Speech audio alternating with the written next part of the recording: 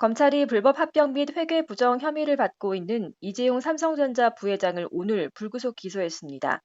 2018년 11월 공개 수사를 시작한 지 1년 9개월여 만입니다. 최기철 법조데스크와 함께 검찰 수사 결과와 앞으로의 공판 전망 알아보겠습니다. 검찰이 결국 이 부회장을 기소했습니다.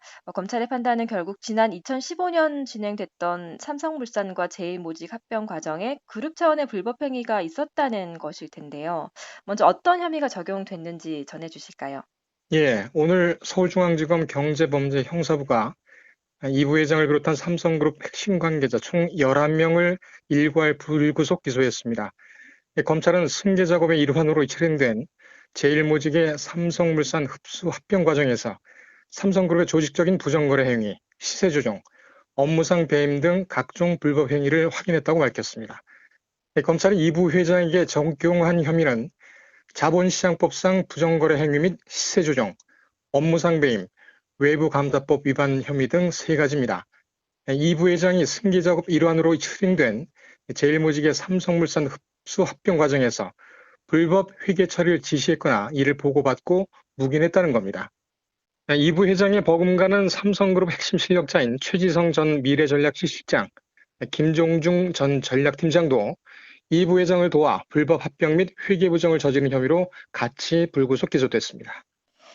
네, 검찰 수사심의위원회까지 열어서 불기소 의견을 받아낸 이 부회장 쪽에서는 실망이 크겠습니다. 그동안의 수사 상황 좀 정리해 주시죠.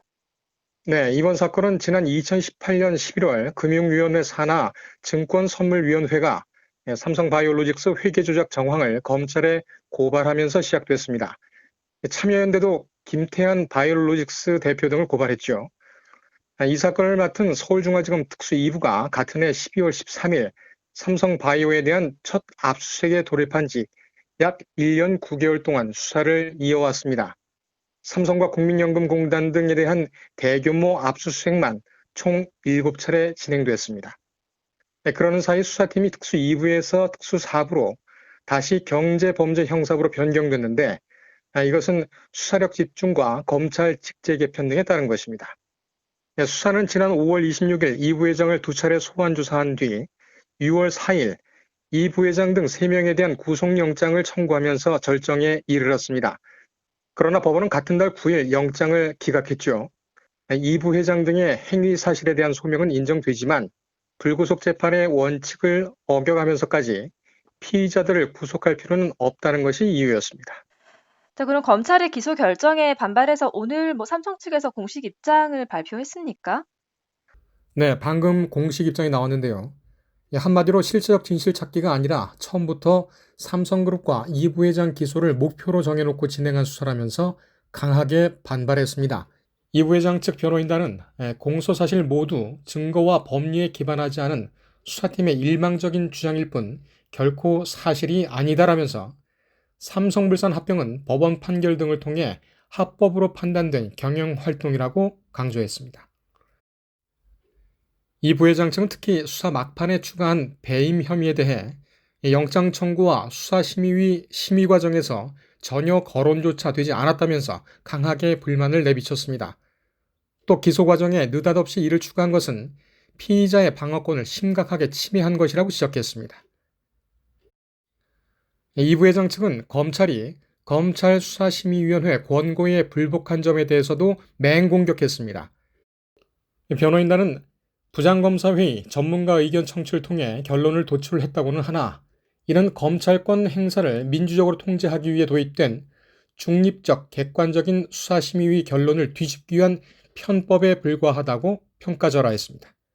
이 부회장 측은 끝으로 이 검찰 기소에 대해 납득할 수 없을 뿐만 아니라 안타깝기까지 하다면서 피고인들은 재판에 성실히 임할 것이며 이 검찰의 이번 기소가 왜 부당한 것인지 법정에서 하나하나 밝혀나가겠다고 강조했습니다. 앞서 검찰 수사심의위가 불기소 결정을 내지 않았습니까? 수사팀도 이에 대해서 검토를 했을 텐데요. 결과가 엇갈렸어요. 예, 말씀하신 대로 이 부회장 측은 검찰의 구속영장 청구가 임박하자 지난 6월 2일 검찰수사심의위원회 소집을 검찰에 먼저 요청했죠. 심의위는 지난 6월 26일 불기소 의견으로 결론을 냈습니다. 하지만 검찰은 이에 대해 다시 전문가 의견을 조회합니다.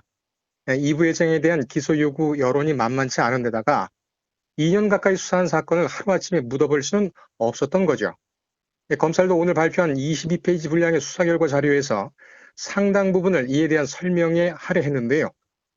수사팀 관계자는 오늘 외부 법률 전문가들 의견을 바탕으로 부장검사 회의에서 일주일에 걸쳐 범죄 사실과 주요 수사 기록을 검토한 결과 기소가 불가피하다는 데 일치된 의견을 냈다고 말했습니다. 또 검찰 수사심의 권고를 최대한 반영해서 일부 기소 범위를 조정했다고 밝혔습니다. 예. 그런데 이 불기소 결정을 낸 것이 지난 6월이었잖아요. 2달이나 넘어서 결국에 기소한 배경은 어디에 있다고 보시나요? 이 검찰의 공식 입장은 앞서 말씀드린 대로 사건과 수사에 대한 전반적인 재검토가 필요했다. 이런 주장인데, 하지만 이 부회장에 대한 기소를 두고 신중하게 처리해야 한다는 윤석열 검찰총장과 즉시 기소를 주장하는 이성윤 서울중앙지검장 간 의견차가 직접적인 원인으로 분석됩니다. 예. 그리고 이 검찰이 이 부회장을 기소할 경우 수사심의위원회의 무력화라든지 관련한 비판의 목소리가 클 거란 전망이 있었잖아요. 어떻게 봐야 될까요? 예. 검찰이 수사심의위원회 제도를 도입한 것이 지난 2018년입니다. 기소 독점주의라는 절대권을 시민들로부터 견제받겠다. 이런 것이 목표로 검찰이 스스로 도입한 제도인데, 최근 검언 유착 사건에 이어서 이 부회장 등에 대한 기소까지 강행하면서 비판의 목소리가 거세지고 있습니다. 이 부분에 대해서는 검찰개혁위원으로 활동했던 시사평론가 김한규 변호사의 논평을 같이 들어보시겠습니다.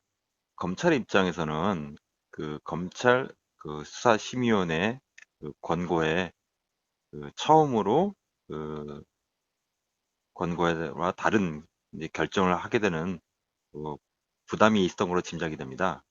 검찰 수사심의위원회에서 이제 불기소 처분 권고하고 이제 무려 2달 동안 외부 전문가들의 잠을 넣거나 내부 부장검사들의 논의를 거쳐서 이번 기소한 것으로 알려졌는데요. 다만 검찰의 어떤 기소 의견은 존중하지만 아쉬운 점이 있다면 이런 검찰 수사심의위원회의 어떤 권고에 대해서 불복을 하는 어떤 구체적인 관계 규정이 도입이 필요하지 않나 생각이 듭니다. 차제에도 이렇게 사회적으로 이목이 되는 사건들이 많을 텐데 이와 같이 수사심의위원회 권고에 대해서 어떤 경우에는 존중하고 어떤 경우에는 불복을 한다면은 예측 가능성이라든가 어떤 형평성 차원에서 논란이 많이 제기될 것 같습니다. 지금 현재는 이제 검찰 내부 규정에만 수사심의위원회 제도가 근거가 되어 있는데 차제에 법령으로 승격시켜서 수사심의위원회 권고에 대해서 불복하는 경우에 대해서 구체적인 요건을 명기하는 것이 어떤 이재용 부회장이 아닌 일반 국민들의 어떤 사건에서도 어떤 예측 가능성, 형평성 차원에서 바람직하지 않나 이렇게 생각합니다. 자, 이제 이 부회장 등이 긴 공판을 받게 될 텐데요. 핵심 쟁점 어디에 있을까요? 네, 이번 사건의 첫 쟁점은 삼성물산과 제일모직이 위법적인 합병이었느냐 이 문제입니다. 또 검찰은 분식회계, 즉 회계 부정으로 합병한 것이니만큼 위법이다라고 주장할 것이고 이 부회장 측에서는 이미 합법적으로 합병이 끝났다는 점을 반박 논거로 들 것으로 예상이 됩니다. 두 번째는 설령 합병이 위법했다 하더라도 이 부회장이 이를 알았느냐가 쟁점인데 검찰은 삼성바이오 측 관련 인사들이 증거인멸 등으로 1심에서 전원 유죄를 선고받은 것을 강조할 것이고 이 부회장 측에서는 아직 재판이 확정되지 않았다는 점을 강하게 주장할 것으로 보입니다. 예. 그런데 이번 사건을 수사해온 이복현 서울중앙지검 경제범죄형사부 부장검사가 검찰 정기 인사로 보직이 바뀌었죠. 검찰은 공소 유지를 어떻게 한다는 계획입니까? 네, 말씀하신 대로 검찰 정기 인사로 이복현 부장검사가 모레, 그러니까 9월 3일 대전지검으로 자리를 옮깁니다. 예. 수사팀은 수사팀은 사실상 해체되는 것이죠.